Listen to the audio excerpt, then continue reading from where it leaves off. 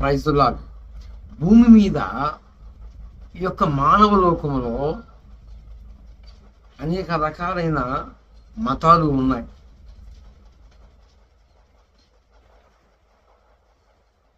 కులాలను బట్టి, వృత్తులను బట్టి కులాలు ఏర్పడ్డాయి.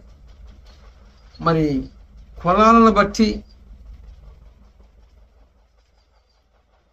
దేవతలు అని చెప్పబడుతున్న వారిని బట్టి, దేవుళ్ళు అని చెప్పబడుతున్న వారిని బట్టి దేవుడు అనే యొక్క పేరిట మతము ఏర్పడింది. మరి అనేక రకాలైన అభిప్రాయాల మధ్య, మరి అనేక రకాలైన విశ్వాసాల మధ్య, అనేక రకాలైన పరిస్థితుల మధ్య మనుషుల యొక్క ప్రయాణం కొనసాగుతుంది. అయితే ప్రభువునందు దేవుని బిడ్డలారా, అన్ని గ్రంథాల కంటే, అన్ని పుస్తకాల కంటే మరి విలువ కలిగినది, మరి విలువైన గ్రంథము ఏమయ్యా అంటే పరిశుద్ధ గ్రంథం. పరిశుద్ధ గ్రంథం అని ఎందుకు చెప్పబడింది అంటే, ఒక మనుషుడు, ఒక బాలుడైన చిన్న బిడ్డ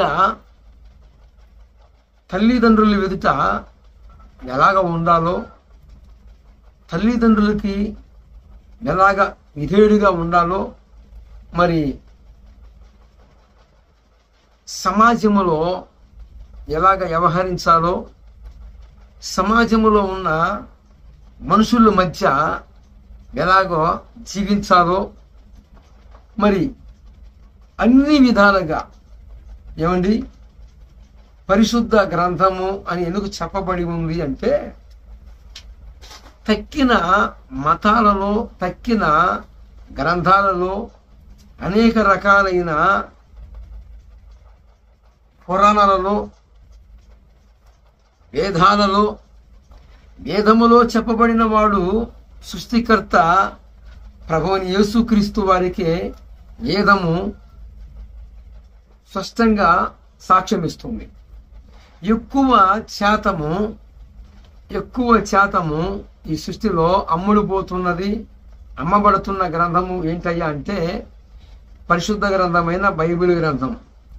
ఎక్కువ శాతము ఈ భూలోకములో మరి అనేకులు తీసుకొని ఎక్కువ స్టడీ చేస్తుంది, ఎక్కువ తెలుసుకుంటుంది,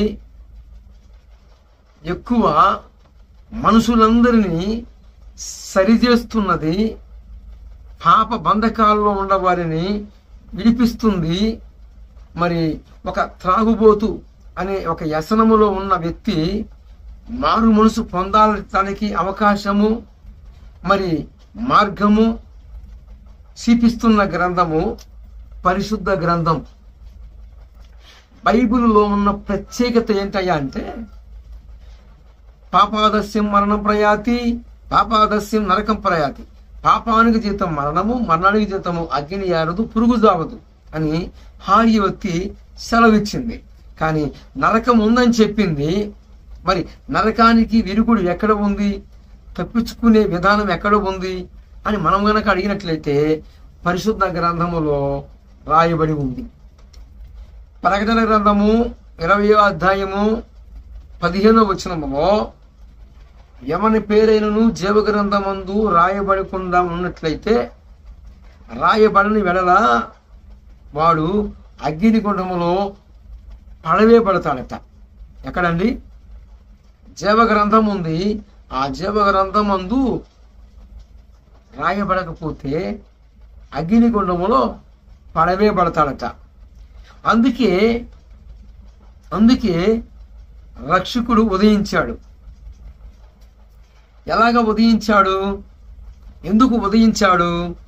ఎందుకు ఆయన రావాల్సి వచ్చింది అనే విధానాన్ని మనం చూసుకున్నట్లయితే, సృష్టిగా మనల్ని చేశాడు ఆయన, సృష్టికర్త. సృష్టిలో ఒక భాగమై నన్ను నిర్మించి స్తుతించిన ఆయన మన కోసము సృష్టిగా మార్చబడ్డాడు. కాలమై ఉన్న ఆయన అతీతమైన ఉన్నవాడు, కాలములో నివసించువాడు, కాలానికే చేర్చబడ్డాడు. అణువై, చిన్న అణువై పరిశుద్ధాత్మ శక్తితో కన్నికైన మరియా గర్భమును ధరించి పరిశుద్ధాత్మ అభిషేకము, పరిశుద్ధాత్మతోనే మరియతో మాట్లాడాడు. లోక రక్షకుడు నీలో నుంచి ఉదయించబోతున్నాడు. ఆయన పరిశుద్ధాత్మతోనే నిన్ను సమీపిస్తాడు. నీలో ఆయన ఉత్పన్నమవుతాడు అని మరియతో దూతగా వ్యవహరించి మాట్లాడాడు. అలాగ తర్వాత కన్నికైన మరియా ఒక మాట అంది. ఏమంది? నేను పురుషుణ్ణి వెరగలేదు, నేను ఎలాగా, ఇది ఎట్ట సాధ్యము అన్నప్పుడు దూత అన్నాడు, ఏమని? పరిశుద్ధాత్మ నిన్ను ఆవరించును, పరిశుద్ధాత్మ ద్వారానే రక్షకుడు ఉదయించబోతున్నాడు, పరిశుద్ధాత్మ శక్తి నిన్ను కమ్ముకుంటది అన్నాడు. ఎందుకు? నరులుగా, మనుషులుగా, పాపరహితులుగా దేవుని చెంతకి పోగొడిన వారిమైన మన కోసము ఆయన కాలానికి చేరాడు. సృష్టికర్త ఉన్న ఆయన సృష్టిగా మార్చబడ్డాడు. ఎంతో ఆకాశము, మహా ఆకాశములు పట్టజారినంతగా ఉన్న ఆ భగవంతుడు అణువయ్యి, ఆత్మస్వరూపి అయ్యి, శక్తి అయ్యి, శరీరధారిగా వచ్చాడు. ఎందుకు వచ్చాడు? మాంసము ధరించాల్సి వచ్చింది. మనము మాంస ఆహారముతో ఉన్నాము, మాంసము కలిగిన దేహముతో ఉన్నాము, రక్త మాంసములు కలిగిన వారు ఉన్నాము. అలాగనే మరి మనుషుల యొక్క పాపము, శాపము తొలగించాలంటే మానవునిగా ఆయన జన్మించాలి, మనుషునిగా మాంసము ధరించాలి. అప్పుడు ఆయన ప్రాణం పెట్టడానికి అవకాశం ఉంటుంది. భగవంతుడిగా వస్తే ఎంత చిత్ర హింసలు చేసినా ఆయనకి ఎందుకు గుచ్చుకుంటాయండి? అప్పుడప్పుడు చెవుల్లో దురద పుట్టినప్పుడు చాలా మంది పల్లెటూరులో కావచ్చు, పల్లెటూరులో ఎక్కువ శాతం చెవులో కొంచెం కోళిక, ఆ కోళ్ళు ఏకలు ఉంటాయి కదా, అవి తీసుకొని అలా పెట్టుకొని ఇలాగ తిప్పుతూ ఉంటారు. అలాగనే భగవంతుడు కూడా ఏం చేస్తాడు తెలుసా? సోలాలతో గుచ్చలా ఒక రకమైన పరిస్థితులని కల్పించినా ఆయన వాటిని ఆ కోళికల వలె ఇసిరి పక్కకు పడేస్తాడు, కానీ ఆయన చనిపోడు. యేసు ప్రభు వారు దేవుడు అన్నది నిజమే, మానవుడు అన్నది నిజమే. ఆయన దైవ తత్వము. మల్లెపువ్వు, నేను మల్లెపువ్వునని ఎప్పుడైనా చెప్పుకుందా? దాని పరిమళము వెదజలేకొంది, ఆ యొక్క సువాసన బట్టి ఇది మల్లెపువ్వు. ఏమండి? సృష్టికర్త నేను దేవుణ్ణి అని చెప్పుకోవాల్సిన అవసరం